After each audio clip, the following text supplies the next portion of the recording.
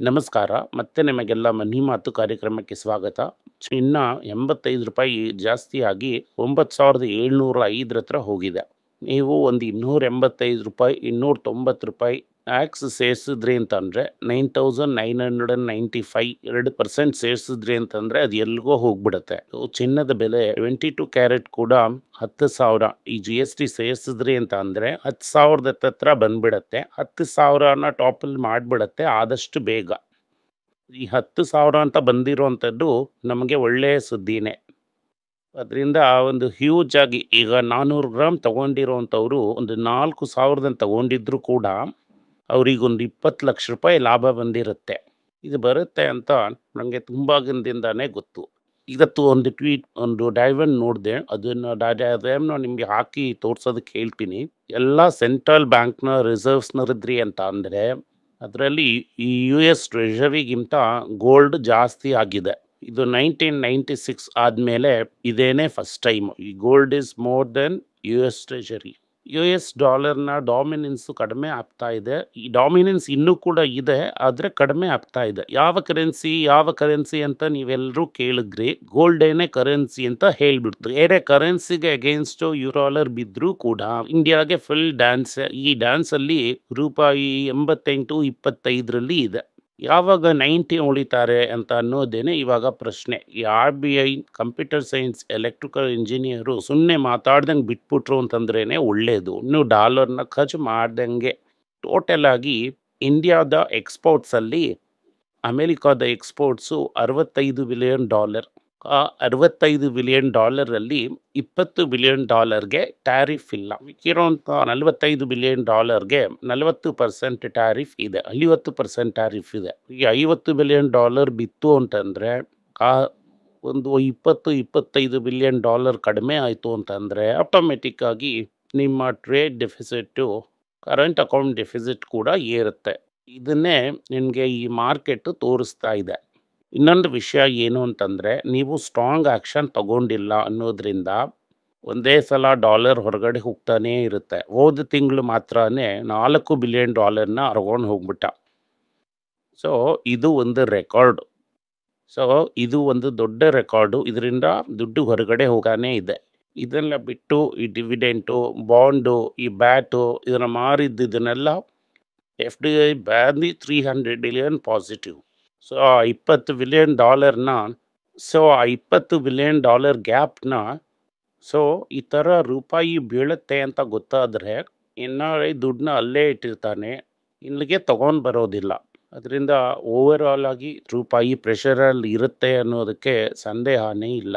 RBI ಎಷ್ಟು ಬೇಗ ಬಿಡ್ತಾರೋ ಅಷ್ಟು ನಮಗೆ ಒಳ್ಳೆಯದು. ಈ ರೀಟೇಲ್ ಡೇಟಾ ಬಗ್ಗೆ ಮಿಂಟಲ್ಲಿ ಒಂದು ಆರ್ಟಿಕಲ್ ಓದಿದೆ. ಆ ಆರ್ಟಿಕಲ್ಲು ತುಂಬಾ ಮುಖ್ಯ. 4,95,000 ಕೋಟಿನ ಪ್ಲೆಡ್ಜ್ ಮಾಡಿ ಸುಮಾರು 1 ಲಕ್ಷ ಕೋಟಿವರೆಗೂ ಸಾಲ ತಗೊಂಡಿದ್ದಾರೆ, ಒಂದು ಸ್ವಲ್ಪ ಕಡಿಮೆ. ಇದನ್ನು ಈ ರೀಟೇಲ್ ಇನ್ವೆಸ್ಟರು ಬ್ರೋಕರ್ ಹತ್ರದಿಂದ 17-18% ಅಷ್ಟು ಸಾಲ ತಗೊಂಡಿದ್ದಾರೆ.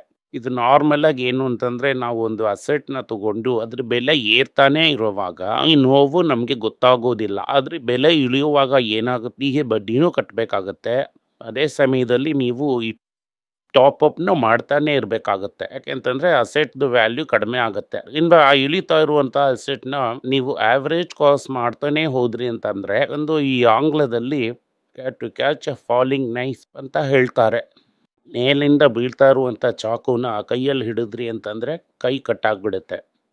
ಆದರೆ ರೆಕರ್ಸ್ ಆಗಿ ಈಗ ಝೀರೋನ ಕೂಡ ಎಂಟಿಯಾಗಿ ಕೊಡ್ತಾ ಇದ್ದಾರೆ. ಆ ಎಂಟಿಯನ್ನು ಯೂಸ್ ಮಾಡಿ ತಗೊಂಡಿದ್ದಾರೆ. ಚಾಕು ಕೈಯನ್ನು ಕಟ್ ಮಾಡುತ್ತೆ. ರಂಪು ಕುಸ್ತಿ ಅಂತ ಒಂದನ್ನು ಶುರು ಮಾಡಿದ್ವಿ. ರಂಪು ಕುಸ್ತಿ ಮಾಡೋದಕ್ಕೆ ಶುರು ಮಾಡಿದ್ಮೇಲೆ ಒಂದು ದೂಡದ ಸುದ್ದಿ ಏನಪ್ಪ ಅಂತಂದರೆ, ಇಂಡಿಯಾದಲ್ಲೇ ಸಡನ್ನಾಗಿ ಗೋಲ್ಡ್ನ ದೊಡ್ಡ ಲೆವೆಲಲ್ಲಿ ತಗೊಳ್ಳೋದಕ್ಕೆ ಶುರು ಮಾಡಿದ್ದಾರೆ. ಇದು ಬಿಸ್ನೆಸ್ ಸ್ಟ್ಯಾಂಡರ್ಡ್ನಲ್ಲಿ ಬಂದಿದೆ. ಅದರಿಂದ ಇಂಡಿಯಾನು ಸೇರಿ ಗೋಲ್ಡ್ನ ತಗೋತಾ ಇದ್ದಾರೆ.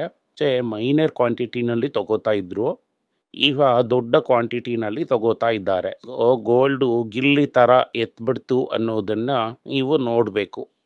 ಈ ಜೋ ಬೈಡನ್ ಮೊದಲನೇ ಸಲ ರಷ್ಯನ್ ಡಾಲರ್ಸ್‌ನ ನಿಲ್ಲಿಸಿದಾಗ್ಲೇನೆ ರಾಜನು ಬೇರೆ ಎಕನಾಮಿಕ್ಸು ವಾರ್ನ್ ಮಾಡಿದ್ರು, ಇದು ನಡೆಯುತ್ತೆ ಅಂತ. ಅಲ್ಲಿಂದ ಡಾಲರ್ ಟರ್ಮ್ಸಲ್ಲಿ 40% ಏರಿದೆ. ಅಲ್ಲಿ 40% ಏರ್ತು ಅಂತಂದ್ರೆ ನಮ್ಮ ರೂಪಾಯಿ ಆ 3 ವರ್ಷದಲ್ಲಿ ಅಮಾರಂತ ಬಿದ್ದು ಒಂದು 8-10% ಬಿದ್ದಿದೆ.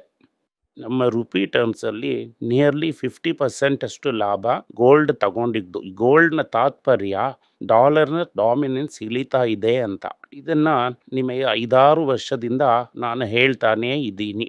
ಬೇರೆಯವರೆಲ್ಲ gold useless asset, debt asset ಅಂತ ಹೇಳಿದ್ರು. ನನ್ನ ಕಿಂಡಲ್ ಕೂಡ ಮಾಡಿದ್ರು. ಬಫೆಟ್ಟು ಯಾಕೆ ಗೋಲ್ಡ್‌ನ ತಗೋಬೇಡಿ ಅಂತ ಹೇಳ್ತಿದ್ದಾರೆ, ಇವರು ತಗೊಳ್ಳಿ ಅಂತ ಹೇಳ್ತಿದ್ದಾರೆ. ಅದಕ್ಕೆಲ್ಲದಕ್ಕೂ ವಿವರಣೆ ಮಕ್ಕಳ ಪೇಚಿನಲ್ಲಿ ಮುಂದೆ ಬರುವಂಥ ವಾರದಲ್ಲಿ ಒಂದು ಟಾಪಿಕ್ ಕೊಟ್ಟಿದ್ದೀನಿ. ಆ ವಿಡಿಯೋ ನೋಡಿದ್ರಿ ಅಂತ ಅಂದರೆ ನಿಮಗೆ ಸ್ಪಷ್ಟವಾಗಿ ಅರ್ಥ ಆಗುತ್ತೆ. ಯಾಕೆ ನಾನು ವಾರೆನ್ ಬಫೆಟ್ಗಿಂತ ನಿಮಗೆ ಅದು ಅರ್ಥ ಆಗುತ್ತೆ. ಇದರಲ್ಲಿ ಈಗ US ಕೋರ್ಟಲ್ಲಿ ಏನು ಹೇಳಿದ್ದಾರೆ ಅಂತ ಅಂದರೆ, ತಾರಿಫ್ ಎಲ್ಲ ಇಲ್ಲಿ ಉಪಯೋಗಕ್ಕೆ ಬರಲ್ಲ, ನೀನು ಹೋಗಿ ಕಾಂಗ್ರೆಸ್ ಹತ್ರ ಪರ್ಮಿಷನ್ ತಗೋ ಅಂತ. ಟ್ರಂಪ್ ಅವರು ಈ ಜಡ್ಜ್ಗೆಲ್ಲ ಬುದ್ಧಿನೇ ಇಲ್ಲಾನೇ ಡೆಸ್ಟ್ರಾಯ್ ಆಗಿಬಿಡುತ್ತೆ, ಈ ಟ್ಯಾರಿಫ್ ತುಂಬ ಮುಖ್ಯ ಅಂತಾರೆ. ನೀವು ಕಾಂಗ್ರೆಸ್ ಹತ್ರ ಹೋಗಬೇಕು ಅಂತ ಜಡ್ಜ್ ಹೇಳಿದ್ದಾರೆ. ಇದು US ಸುಪ್ರೀಂ ಕೋರ್ಟ್ಗೆ ಹೋಗುತ್ತೆ. ಸುಪ್ರೀಂ ಕೋರ್ಟೇನೆ ಇದನ್ನು ಡಿಸೈಡ್ ಮಾಡೋ ಅಷ್ಟರೊಳಗೆ ಕಾಂಗ್ರೆಸ್ ಅಲ್ಲಿ ಇರುವಂಥ 13 ಮೆಜಾರಿಟಿ ಕೂಡ ಹೋಗ್ಬಿಡತ್ತೆ. ಅದರಿಂದ ಪಿಕ್ಚರ್ ಇನ್ನೂ ಕೂಡ ಬಾಕಿ ಇದೆ. ಇದು ಬರೀ ಟ್ರೈಲರೇ. ಆದರೆ ಒಂದು 7-8 ತಿಂಗಳು ಇದು ನಡೆದ್ರೂ ಕೂಡ ಇಂಡಿಯಾಗೆ ಇದು ಒಂದು ದೊಡ್ಡ ಬಾಧಕ. ಅದು ಮಾತ್ರ ಅಲ್ಲ, ಇಷ್ಟು ದಿನ ನಾವು ಹಾಕಿದಂಥ ಸ್ಕೀಮ್ PL1 ಎಲ್ಲ ಕೆಲಸಕ್ಕಾಗಲ್ಲ. ಈಗ ನಾವು ಇವತ್ತಿನ ಮಾರ್ಕೆಟ್ನ ನೋಡೋಣ. ಬೆಳಗ್ಗೆ ಪ್ರಕಾಶಮಾನವಾಗಿ ಏರಿದಂಥ ಬ್ಯಾಂಕ್ ನಿಫ್ಟಿ ಅಮಾರಂತ ಹೊಡೆದು ಈಗ 71 ಪಾಯಿಂಟ್ ಪ್ಲಸ್ಸಲ್ಲಿದೆ. ಬೇರೆ ಸ್ಟಾಕ್ ಎಲ್ಲ ಮಾರ್ಕೆಟು 90 ಪಾಯಿಂಟಲ್ಲಿದೆ. ಸೊ ಇದಕ್ಕೆ ಹೆಸರು ಡೆಡ್ ಕ್ಯಾಟ್ ಬೌನ್ಸ್ ಅಂತ ಹೇಳ್ತಾರೆ. ಈ ಡೆಡ್ ಕ್ಯಾಟ್ ಬೌನ್ಸು ಎಷ್ಟು ದಿನ ತಡೆಯುತ್ತೆ ಅನ್ನೋದನ್ನ ನೋಡೋಣ. ಮಾರ್ಕೆಟಲ್ಲಿ ಈ ಸೆಲೆಕ್ಟೆಡ್ ಪಟಾಕಿ ಲಿಸ್ಟ್ ಸ್ಟಾಕಲ್ಲಿ ತುಂಬ ಆಪರ್ಚುನಿಟಿ ಅನ್ನೋದು ಇದೆ. ಈ ಡಾಲರ್ ಬೀಳ್ತಾ ನಮಗೆ ಈ ಡಾಲರಲ್ಲಿ ಅರ್ನ್ ಮಾಡುವಂಥ ಕಂಪನಿಗಳೆಲ್ಲ ಇನ್ನೂ ವ್ಯಾಲ್ಯೂಯಬಲ್ ಆಗುತ್ತೆ ಅನ್ನೋದನ್ನ ಹೇಳುವುದು ನನ್ನ ಕರ್ತವ್ಯ ಆಗಿದೆ.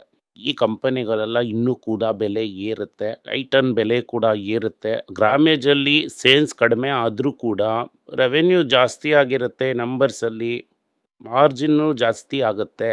ಮುಂದೆ ಭವಿಷ್ಯದಲ್ಲಿ ಟಂಗಮೈಲು, ಟೈಟನ್ನು ನಿಮಗೆ ಇನ್ನೂ ಕೂಡ ರಿಸಲ್ಟನ್ನು ಕೊಡುತ್ತೆ. ಇದನ್ನು ಬಿಟ್ಟರೆ IT ಫಾರ್ಮಾನು ಕೂಡ ನಿಮಗೆ ರಿಸಲ್ಟ್ನ ಕೊಡುತ್ತೆ. IT ಮೇಲೆ ಈ ಟ್ಯಾರಿಫ್ ಅನ್ನುವಂಥದ್ದು ಇಲ್ಲ. ಅದು $375 ಬಿಲಿಯನ್ ನಾವು ಎಕ್ಸ್ಪೋರ್ಟ್ ಮಾಡ್ತೀವಿ. ಇದರಲ್ಲಿ ನಾವು ಒಳ್ಳೆ ಪೊಸಿಷನ್ ಇದ್ದೀವಿ ತುಂಬ ದಿನದಿಂದ. ಫಾರ್ಮಾದಲ್ಲೂ ಈಗ ಸದ್ಯಕ್ಕೆ ಟ್ಯಾರಿಫ್ ಇಲ್ಲ, ಅದರಲ್ಲೂ ಕೂಡ ಒಳ್ಳೆ ಪೊಸಿಷನ್ನ ಇಟ್ಟಿದ್ದೀವಿ. ಇದೇನೆ ಓವರ್ ಆಲ್ ಆಗಿ ಈ US ಟ್ಯಾರಿಫ್ ಬಗ್ಗೆ ಏನಾಗುತ್ತೆ. ನಾನು ಹೇಳಿದ ಥರ ಈ ತಿರುಪೂರ್, ಕರೂರ್ ಇಲ್ಲೆಲ್ಲ ದೊಡ್ಡ ಪ್ರಾಬ್ಲಮ್ ಬರುತ್ತೆ.